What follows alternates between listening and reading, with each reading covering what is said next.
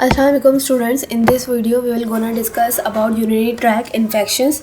Urinary tract infections जो है ना बेसिकली कहीं भी हो सकता है पूरे urinary tract में, किडनी यूरेटर और इसके अलावा किडनी यूरेटर, ब्लैडर हो गया, यूरिथ्रा हो गया, किसी भी जगह पे हो सकता है। लेकिन मोस्ट कॉमनली जो है ना lower urinary tract infections common होते हैं, मोर कॉमन होते हैं फीमेल्स में। और जो इन्फेक्शंस है ना किसी भी लेवल पे हो सकते हैं यूरिनरी ट्रैक्ट के। और इसको हम लोग ना मेजरली दो टाइप्स में डिवाइड करते हैं। एक हमारे पास कॉम्प्लिकेटेड, दूसरा है नॉन कॉम्प्लिकेटेड। ठीक है, जो कॉम्प्लिकेटेड हमारे पास कॉम्प्लिकेटेड होते हैं ना उसमें ज़्यादा रिस्क होता है कि सीरियस कॉम्प्लिकेशंस हो जाए या ट्रीटमेंट फेलियर हो जाए। ठीक है, as compare to the non complicated one. Basically जैसे मैंने आपको कहा यूरिनरी ट्रैक्ट इन्फेक्शंस जो है ना किडनी, यूरेटर, ब्लैडर और यूथ्रा में हो सकते हैं। सबसे पहले हम लोग ना किडनी के जो इन्फेक्शंस हैं यूरिनरी ट्रैक्ट वो डिस्कस करेंगे। Renal infections pyelonephritis basically infection होता है किडनी का। दो टाइप्स का होता है, एक्यूट एंड क्रॉनिक। अभी हम लोग पहले जो है ना एक्यूट देख लेते हैं। ये पाइलोनेफ्राइटिस जो है ना दो वजूहात की वजह से हो सकता है। या तो हेमेटोजेनस स्प्रेड है या फिर जो है ना असेंडिंग इन्फेक्शन। अब हेमेटोजेनस स्प्रेड जो है ना ऐसे किसी भी प्राइमरी साइट के इन्फेक्शन हो सकते हैं, जैसे टॉन्सिल्स हो गया, कैरस टीथ हो गई, या कोई कुटेनियस इन्फेक्शंस हो गए, पर्टिकुलरली बॉयल्स या कार्बंकल। ठीक है, इसके अलावा रीनल टीबी भी जो है ना हमारे पास ब्लड बॉर्न ही स्प्रेड है। फ्रॉम कहाँ से हो सकती है, जैसे आपको पता है लिम्फ नोड से हो सकती है। तो ये भी हेमेटोजेनस इन्फेक्शन में आती है। सेकेंड इन्फेक्शन होता है हमारे पास असेंडिंग ट्रैक्ट इन्फेक्शन, जो कि हमारे पास यूरिनरी ट्रैक्ट से हो रहा होता है और बहुत कॉमन है as compare to the hematogenous spread. Ascending infection जो है ना हमारे पास इसमें हमारे पास बहुत सारे असेंडिंग इन्फेक्शन में वैसे को यूरेटर रिफ्लेक्स भी आ जाता है। उसके अलावा यूरिनरी स्टेसिस हो जाती है, इसकी वजह से भी असेंडिंग इन्फेक्शन हो रहा होता है। या कोई कैलकुलाई है उसकी वजह से भी जो है ना हमारे पास असेंडिंग इन्फेक्शन हो जाता है। अगर हम बात करें एक्यूट पाइलोनेफ्राइटिस की, तो एक्यूट पाइलोनेफ्राइटिस जो है ना मोर कॉमनली फीमेल्स में होता है क्योंकि इनका शॉर्ट यूरिथ्रा होता है और ज़्यादातर तब होता है चाइल्डहुड में, at the time of puberty, after the intercourse और या ड्यूरिंग द प्रेगनेंसी कॉमन है पाइलोनेफ्राइटिस। ठीक है, कॉजेटिव ऑर्गेनिजम्स हैं हमारे पास। ग्राम नेगेटिव बैसिलाई होते हैं, ई कोलाई और स्ट्रेप्टोकोक्काई होते हैं, प्रोटियस स्टेफाइलोकोक्काई होते हैं। ई कोलाई स्ट्रेप्टोकोक्काई ना बेसिकली क्या करते हैं, एसिडिक पीएच कर देते हैं यूरिन की। जबकि जो है ना प्रोटियोस और स्टेफिलोकोक्काई ना यूरियस प्रोड्यूसिंग एंजाइम्स की तरह वर्क करते हैं, यूरियस प्रोड्यूसिंग इन्फेक्शन कॉज करते हैं। इसमें क्या होता है, अल्कलाइन पीएच कर देते हैं। अब ये जो है ना हमारे पास जो पाइलोनेफ्राइटिस है किस अंडरलाइन कॉज की वजह से हो रहा है उस हिसाब से हम लोग देख रहे होते हैं। लेकिन मोस्ट कॉमनली जो है ना ई कोलाई और स्ट्रेप्टोकोक्काई की वजह से जो है ना पाइलोनेफ्राइटिस होता है।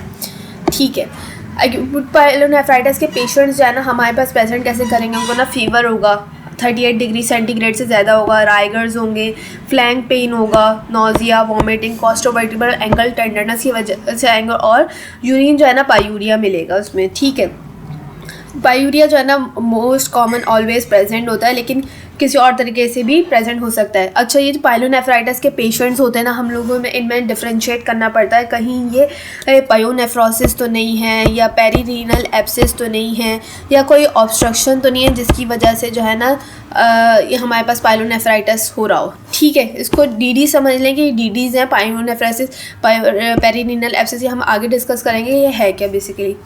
इन्वेस्टिगेशंस की बात करें ना तो हम लोग इन्वेस्टिगेशंस में मेनली सीबीसी कराते हैं क्योंकि ये हमारे पास जैनस में फ़ीवर वगैरह भी हो रहा है उसको रूल आउट करने के लिए, और यूरिन और ब्लड कल्चर कराते हैं ताकि ऑर्गेनिजम्स का पता चल सके। अल्ट्रासाउंड स्कैन कराते हैं ताकि उसको अंडरलाइन कॉज पता चल सके। कॉन्ट्रास्ट सीटी कराएंगे। कॉन्ट्रास्ट सीटी जो है ना हमारे पास डिग्रीज ऑफ स्पेसिफिकेशन शो कर देती है अफेक्टेड पैरेन्काइमा के, वेज शेप या लीनियर डिस्ट्रीब्यूशन के, जो भी हमारे पास कॉज होगा किडनी को अफेक्ट कर रहा होगा वो हमें बता देगी। ठीक है, उसके अलावा अगर ट्रीटमेंट की बात करें तो ट्रीटमेंट ना अंडरलाइन कॉज की वजह से होगा, जैसे कि अगर वो स्टोन्स की वजह से हो रहा है या फिर जो है ना यूरिनरी स्टेसिस की वजह से हो रहा है तो अंडरलाइन कॉज को हमने ट्रीट करना है। और साथ में जो है ना एडुकेट फ्लूइड इनटेक का कहना है और एनसेड्स देना है पेन रिलीफ के लिए, और एंटीबायोटिक्स का ट्रीटमेंट कोर्स देना है। ठीक है, तो पाइलोनेफ्राइटिस की बात करिए हमने, अब हम बात कर लेते हैं यूरिनरी इन्फेक्शन चाइल्ड। अच्छा, इससे पहले ना मैं ये बता दूं कि पाइलोनेफ्राइटिस जो है ना प्रेगनेंसी में भी होता है, यूजुअली 20 to 28 वीक्स के गेस्टेशन में हो रहा होता है। इसमें भी सेम यही चीज़ें होती हैं, मैलेज फीवर, लॉइन पेन और राइगर्स वगैरह। मेनली जो है ना उन वुमेन में होता है जिनमें डायबिटीज़ हो या और जो है ना अंडरलाइन कोई यूरोलॉजिकल एबनॉर्मेलिटी हो। ठीक है, यूरिनरी ट्रैक इन्फेक्शन हम देख लेते हैं चाइल्डहुड में जो है ना ज़्यादा वेसिको यूरेटेरिक रिफ्लेक्स डिजीज़ हो रही होती है। अच्छा, हमने ना यहाँ पे ना एज ग्रुप याद रखना है। एज ग्रुप ना बहुत कॉमन है, ये अक्सर जो है ना आते, मैंने आपको कहा था कि जो है ना जो हमारे पास यूरिनरी ट्रैक इन्फेक्शन है मोस्ट कॉमनली जो है ना फीमेल्स में हो रहे होते हैं, लेकिन लेस देन 3 मंथ्स के अगर बच्चे हैं ना तो ये मोर कॉमन होंगे बॉयज़ में। More common urinary track infection common होगा बॉयज़ में, आपने ये बात याद रखनी है। अगर 1 ईयर से ज़्यादा है तो मोर कॉमन इन गर्ल्स है। ठीक है, जो कॉमन है अंडरलाइन कॉज है ना यूरिनरी स्ट्रेस में, अंडरलाइन कॉज है यूरिनरी स्ट्रेसिस की वजह से वेजिको यूरेटेरिक रिफ्लेक्स हो रहा होता है बच्चों में। और ये यूरिनरी स्ट्रेसिस जो है ना वेजिको यूरेटेरिक रिफ्लेक्स की वजह से हो सकता है, एब्नॉर्मलिटी की वजह से हो सकता है, या डेट्रूजस स्पिंटर डिसएनर्जी है, पुअर ब्लीडिंग, एम्पटिंग हैबिट है, कॉन्स्टिपेशन है, या स्टोन्स की वजह से, या कोई आउटलेट ऑब्स्ट्रक्शन है, या सेकेंडरी टू न्यूरोलॉजिकल डिसऑर्डर्स है जिसकी वजह से जो है ना हमारे पास यूरिनरी ट्रैक इन्फेक्शन हो रहा था। अगर हम इस बात करें ना इस यूरिनरी ट्रैक इन्फेक्शन की चाइल्ड में, तो ये जो है ना इसका मोस्ट इंपॉर्टेंट आउटकम क्या होता है, ये कन्वर्ट कर जाता है रीनल स्कारिंग कराता है। ठीक है, जो कि क्या करती है सेकेंडरी जो कि रीनल पैरेन्काइमल इन्फ्लेमेशन की वजह से होता है। ये जो एक्यूटली प्रेजेंट करता है एक्यूट पाइलोनेफ्राइटिस, बट ये आउटकम इसका क्या है कि ये सेकेंड क्रॉनिक पाइलोनेफ्राइटिस में कन्वर्ट हो जाता है अगर बवक ट्रीट ना किया गया तो। इन्वेस्टिगेशंस में ना हम लोग इंट्रावेनस यूरिनोग्राम कराते हैं, डेम्सा स्कैन कराते हैं। डेम्सा स्कैन क्या है, डायमर कैप्टोसक्सिनिक एसिड स्कैन है, और मिक्सचरेटिंग सिस्टोग्राम है। बेसिकली ये तीनों जो है ना हमें रीनल स्कारिंग का बताते हैं, और ये बता रहे होते हैं कि वेसिको यूरेटर रिफ्लेक्स जो है ना वेजिको यूरेटर रिफ्लेक्स का बता रहे थे किस तरीके से सही काम कर रहा है या नहीं काम कर रहा है। ये तीनों स्कैन जो है ना ज़रूरी तो बच्चों में ज़रूरी कराते हैं। ठीक है, इसके अलावा जो है ना वेजिको यूरेटर एक रिफ्लेक्स यानी जो कुछ ग्रेडिंग होती है इसको 5 ग्रेडिंग में डिवाइड किया गया है ताकि जो है ना इसके ट्रीटमेंट में आसानी हो, पता चल सके क्या ट्रीटमेंट कर सकते हैं। ग्रेड 1 में क्या होता है, बेसिकली जो रिफ्लेक्स होता है ना वो सिर्फ यूरेटर तक रहता है। ठीक है, और जो ग्रेड 2 में जो है ना वेजिको जो यूरिनरी रिफ्लेक्स हो रहा था यूरेटर और रीनल पेल्विस तक जाता है। ठीक है, और जो ग्रेड 3 है ना उसमें क्या होता है, रिफ्लेक्स जो है ना माइल्ड और मॉडरेट डायलेशन करा देता है, माइल्ड एंड मॉडरेट डायलेशन करा देता है ऑन IVU। बता था माइल्ड एंड मॉडरेट डायलेशन हो गई है पेल्विस और यूरेटर की, जैसे पिक्चर में दिख भी रहा है। ग्रेड 4 में क्या होता है कि एडिशनल ब्लंटिंग हो जाती है फॉर्निसिस की, जैसे इस पिक्चर में दिख रहा था एडिशनल ब्लंटिंग हो गई है फॉर्निसिस की। यूरेटर भी इन्वॉल्व है, पेल्विस भी इन्वॉल्व है, और एडिशनल ब्लंटिंग हो गई है इसमें फॉर्निसिस की। ग्रेड 5 में क्या होता है, पेपिलरी इंप्रेशन ही एब्सेंट हो जाए। इसमें पिक्चर दिख रहा है क्योंकि पेपिलरी जो है ना हमें दिख ही नहीं रही, इसकी जो पेपिलरी इंप्रेशन भी ना एब्सेंट हो जाता है। तो ग्रेड 1 2 3 4 5 है। अब इसको ट्रीट कैसे करेंगे, जो ग्रेड 1 से लेके ग्रेड 3 तक है ना ये तो स्पॉन्टेनियसली ठीक हो जाएंगे। ठीक है, इसको कोई सर्जिकल इंटरवेंशन की ज़रूरत नहीं है, स्पॉन्टेनियसली जो है ना ठीक हो जाएंगे। और जो ग्रेड 4 एंड ग्रेड 5 है ना, अब इसमें मसला होता है, इसमें सर्जिकल इंटरवेंशन ना ज़रूरी हो जाती है। इसमें ना हम लोग री इम्प्लांटेशन करते हैं, या फिर जो है ना पेरी यूरेटेरिक इंजेक्शंस देते हैं, टेफ्लॉन की या कोलेजन के, टेफ्लॉन या कोलेजन के इंजेक्शंस देते हैं। इसके अलावा जो है ना अगर फिर भी ठीक ना हो रहा, एंटीबायोटिक थेरेपी देने के बाद फिर जो है ना सर्जिकल कलेक्टेबल मेलफॉर्मेशंस करते हैं हम लोग। ठीक है, इसके अलावा हम बात कर लेते हैं, हमने कहा और इस पेशेंट में ना ज़्यादा बच्चों में अगर ये क्रॉनिक पाइलोनेफ्राइटिस में कन्वर्ट हो गया, रीनल स्कारिंग हो रही है, तो फिर जो है ना हाइपरटेंशन भी होना शुरू हो जाती है कुछ केसेस में। ठीक है, ये भी आपने याद रखनी है। क्रॉनिक पाइलोनेफ्राइटिस कह लें या कह लें कि DD क्या है, एक्यूट पाइलोनेफ्राइटिस की, क्योंकि एक्यूट ने अल्टीमेटली जो है ना अगर ट्रीट नहीं किया गया सही टाइम पे, अंडरलाइन कॉज को ट्रीट नहीं किया गया, तो वो क्रॉनिक में कन्वर्ट हो जाएगा। अब क्रॉनिक में कन्वर्ट हो गया ना, इसके फर्दर जो है ना टाइप्स हैं, टाइप्स कह लें या कह लें किस इन्वॉल्व कर सकता है, क्या क्या कॉज करवा सकता है। तो ये जो है ना मेनली एब्सिस करवा लेता है, रीनल कॉर्टिकल एब्सिस करवा लेता है, कॉर्टिकोमेडुलरी एब्सिस करवाता है, पेरी रीनल एब्सिस कराता है, और एम्फाइसेमेटिस पाइलोनेफ्राइटिस भी इंक्लूड होता है क्रॉनिक पाइलोनेफ्राइटिस में, या ज़ेंथोक्राइनोमार्स ग्रैनुलोमेटस पाइलोनेफ्राइटिस, जिसको XGP भी कहते हैं। तो पहले हम लोग जो है ना रीनल कॉर्टिकल एब्सेस की बात कर लेते। ये जो है ना हमारे पास मेनली इस स्टेफाइलोकोकस ऑरियस की वजह से होता है, और जो है ना इसको रीनल कार्बंकल भी कहते हैं। ये भी आपने याद रखने का, कभी MCQ में पूछ लिया जाता है कि कार्बंकल किस वजह से हो रहा है, तो रीनल कार्बंकल तो वो स्टेफाइलोकोकस ऑरियस की वजह से होता है। मेनली जो है ना डायबिटिक पेशेंट में या जो IV ड्रग यूज़र्स है ना उनमें जो है ना मिलता है, उनमें कॉमन होता है कि जो है ना रीनल कॉर्टिकल एब्सेस हो। ये जो इम्यूनो डेफिशिएंट पर्सनस हैं उनमें जो है ना कॉमन है कि ये रीनल कॉर्टिकल एब्सेस हो। कॉर्टिकोमेडुलरी एब्सेस ना बेसिकली जो है ना हमारे पास बहुत रिलेटेड होता है कि असेंडिंग UTI की वजह से हो रहा हो, असेंडिंग UTI ट्रैक इन्फेक्शन की वजह से हो रहा हो, या कोई एबनॉर्मलिटी हो जैसे ऑब्स्ट्रक्टिव यूरोपैथी हो गया, या फिर वेसिको यूरेटर रिफ्लेक्स का कोई मसला है, इस वजह से हो रहा होता है। ठीक है, और ज़्यादातर जो है ना इसमें कौन से ऑर्गेनिजम्स इन्वॉल्व होते हैं, ई कोलाई हो गया, या ग्राम नेगेटिव ऑर्गेनिजम्स जो है ना इन्वॉल्व होते हैं। अगर यही एब्सेस जो है ना कॉर्टिकोमेडुलरी एब्सेस हमारे पास जो है ना बढ़ जाए, एक्सटेंड कर जाती है रीनल पैरेन्काइमा में, रीनल पैरेन्काइमा में इन्वेड करेगी, रीनल कैप्सूल को परफोरेट कर देगी और फिर पेरिनीनल एब्सेस कॉज कर देगी। ठीक है, अब ये जो है ना ये सब ये जो ड्रेनेज पल्स हो गई, तो इसका जो है ना सब यही है कि इनको ना ड्रेन करते, परकोटेनियस ड्रेन करते थे इन पेशेंट्स को। अब इनके जो फीचर्स है ना सेम है जो पाइलोनेफ्राइटिस में थे, पायरेक्सिया हो गया, एब्डोमिनल पेन हो गया, कोस्टोवर्टिबल टेंडरनेस हो गया। इसके लिए हम लोग जो है ना इसको कंफर्म करने के लिए CT स्कैन करते हैं। इन पेशेंट्स में ना ये तो ड्रेनेज करेंगे और साथ साथ एंटीबायोटिक थेरेपी भी देंगे ताकि जो है ना इसको प्रिवेंट किया जा सके।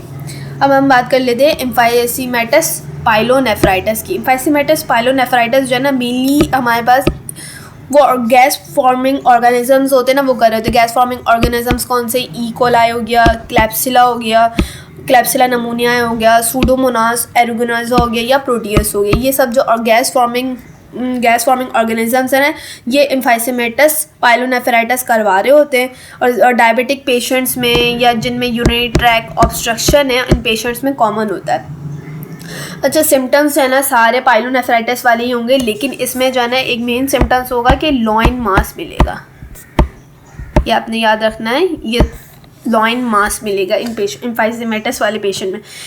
मोस्ट प्रोबेबली अल्ट्रासाउंड या CT गैस जो है ना वो अल्ट्रासाउंड पे हम लोग को मिल जाएगी, और CT स्कैन करेंगे, और जो इसका ट्रीटमेंट है एंटीबायोटिक्स ही देंगे या परक्यूटेनियस कैथेटर ड्रेनेज कर देंगे। अगर फिर भी ठीक नहीं होगा तो सर्जिकल इन्फेक्शन में आखिरी ऑप्शन आपको पता है क्या होता है, नेफ्रेक्टमी।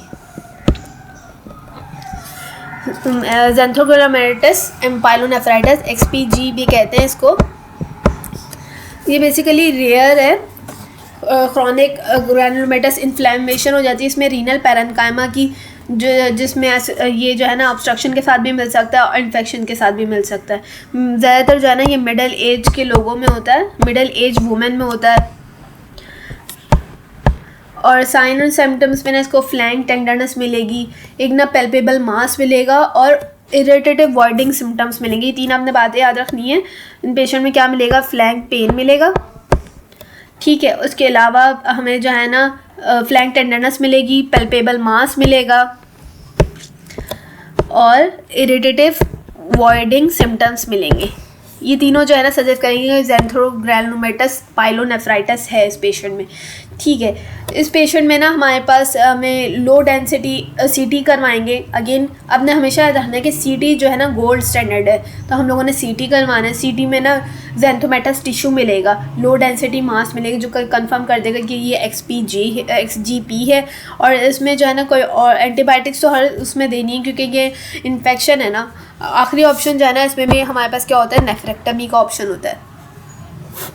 तो आपको ना क्रॉनिक पाइलोनेफ्राइटिस में इनके नाम भी पता हो और कुछ छोटे छोटे कैरेक्टरिस्टिक्स भी पता हो तो मोर देन इनफ है। अब हम बात कर लेते हैं TB of the urinary tract, जिसको जेनाइटो यूरिनरी TB ट्यूबरकुलोसिस भी कहते हैं। ये भी क्रॉनिक पाइलोनेफ्राइटिस की कैटेगरी में ही आता है। टीबी जैसे हमने टीबी तो हर जगह पढ़ी होगी। टीबी जो है ना डिसेमिनेटेड डिसऑर्डर, डिसेमिनेटेड है ऑर्गेनिज्म है जो कि हमें ब्लड स्ट्रीम से कॉज कर रहा होता है। ब्लड बोर्न ऑर्गेनिजम्स है जो कि ब्लड बोर्न ऑर्गेनिजम्स है, जैसे कि हमारे पास एक्स्ट्रा पल्मोनरी टीबी में आ जाता है। मेनली जो है ना ये केजियस नेक्रोसिस करा रहा होता है, एसिड फास्ट बेसिलाई होता है और ना हमारे पास नेक्रोसिस करा देता है। मेनली जो है ना किडनी को इन्वॉल्व करेगा, किडनी को इन्वॉल्व करके ये एक्सटेंशन भी हो सकती है, इसकी यूरेटर को भी इन्वॉल्व कर सकता है। और वैसे कोई यूरेटरिक जंक्शन पे ना कॉमन है कि रीनल टीबी एक्सटेंड कर जाए, फिर ऐसे एक्सटेंड करते करते ब्लैडर को भी और फिर यूरेथ्रा को भी इन्वॉल्व कर सकते हैं। तो आपने जो है ना क्या बात इसमें कॉमन याद रखनी है कि इस पेशेंट में ना टीबी वाले में इसमें स्ट्राइल पायूरिया होगा। जिस सिनेरियो में भी ये मेंशन कर दिया जाए कि स्ट्राइल पायूरिया, तो आपने हमेशा टीबी के बारे में सोचना है, क्योंकि पायूरिया तो हमें एक्यूट पाइलोनेफ्राइटिस में भी मिल रहा था हर जगह, लेकिन इसमें क्या है स्ट्राइल पायूरिया। तो आपने ये सोचना है जहाँ भी स्ट्राइल पायूरिया का वर्ड आ गया आपने टीबी के बारे में सोचना है कि ये टीबी भी हो सकती है। और इसमें ना हमारा डायग्नोसिस क्या करेंगे, 3 कंसेक्यूटिव अर्ली मॉर्निंग स्पेसिमेन लेंगे यूरिन के, जो कि जिसकी हम लोग ज़ील नेंसल स्टेनिंग कराएंगे, जिसमें हमें चल जाएगा एसिड फास्ट बेसिलाई प्रेजेंट है या नहीं है। उसमें फिर हमें ऑर्गेनिज्म का पता चल जाएगा माइकोबैक्टीरियम ट्यूबरकुलोसिस है कि नहीं। उसके अलावा ना सीटी करवाते होते हैं। सीटी ना क्यों करवा रहे, सीटी मैंने आपको बताया गोल्ड स्टैंडर्ड है।